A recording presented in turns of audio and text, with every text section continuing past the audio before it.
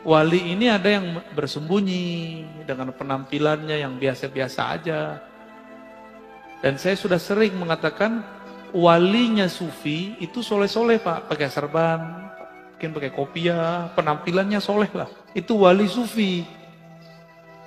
Ada wali namanya wali majzub, kayak Wan Sehan. Jadi Wan Sehan itu bukan sufi, jangan disebut beliau sufi, enggak, dia enggak sufi. Maka tidak ada tarekat sufi yang membuat orang seperti Wan Sehan. Itu namanya wali majzub. Wali yang kolbunya, ruhnya ditarik oleh Allah Subhanahu wa taala dari cinta dunia menjadi hanya cinta kepada Allah. Maka orang cinta kan kasmaran. Orang kasmaran ya seperti orang gila, tapi bukan gila. Yang faham nggak akan nyebut lebih gila. Dan harus diluruskan, Wan Sekhon bukan sufi. Bukan wali sufi, tapi dia wali majzub. Jadi kalau ada orang menuduh, ini wali sufi ini gila, dia nggak ngerti sufi itu apa. Wali sufi itu kayak Abah Anom, Tajul Arifin, ya. Kayak Abah Sekumpul, kayak Mbah Asrori dan ayahnya Mbah Ishak. Mbah siapa lagi nih? Mbah Ahmad Sukanta di Banten.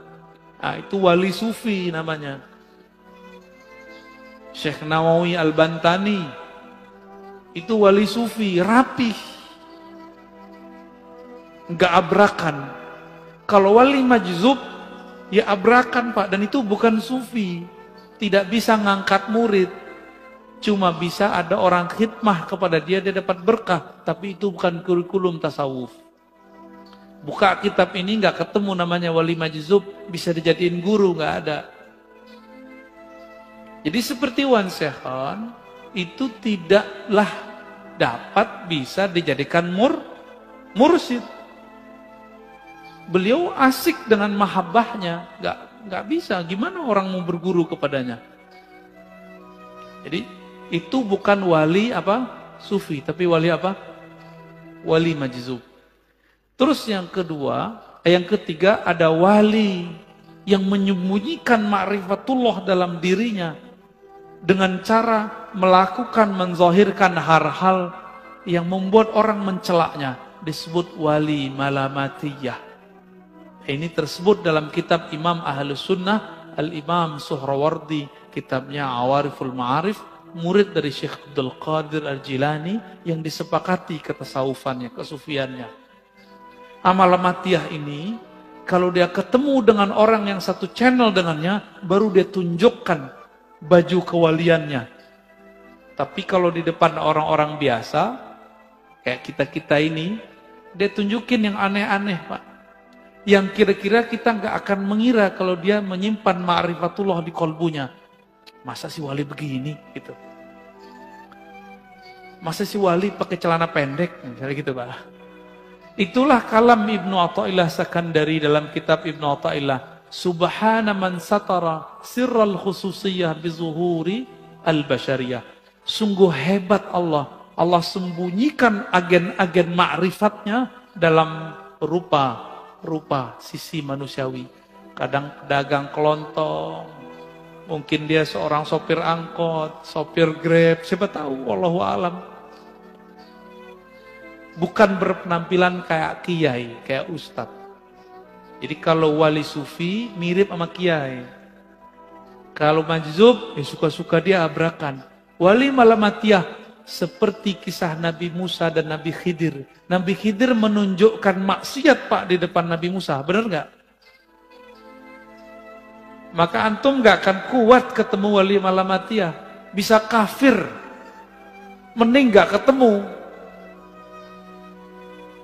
Masalahnya di akhir zaman begini, wali-wali ini kan susah diketahui.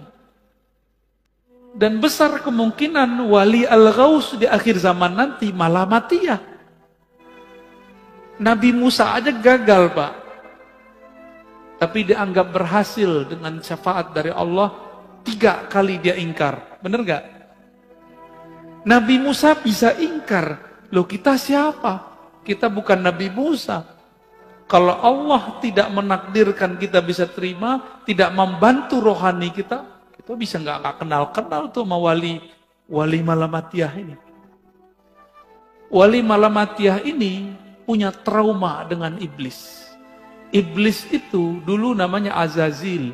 Bertambah ilmu ma'rifatullah karena dia beramal ribuan tahun, bertambah ujub. Dia merasa mendapatkan pengetahuan, bertambah ujubnya, bertambah sombongnya. Supaya tidak terjadi itu, supaya orang tidak mengkultuskan dia, wali Malamatiyah ini menghancurkan karakter-karakter sisi kesolehannya. Supaya orang nanti menghujatnya. Di saat ada orang menghujatnya, disitulah dia kemudian tidak ujub. Itu Malamatiyah. Itu bukan sufi loh ya. Jadi yang sufi yang pertama aja. Kecuali si Malamatiyah sudah diperbaiki oleh Allah lahirnya, baru dia nanti persis kayak sufi.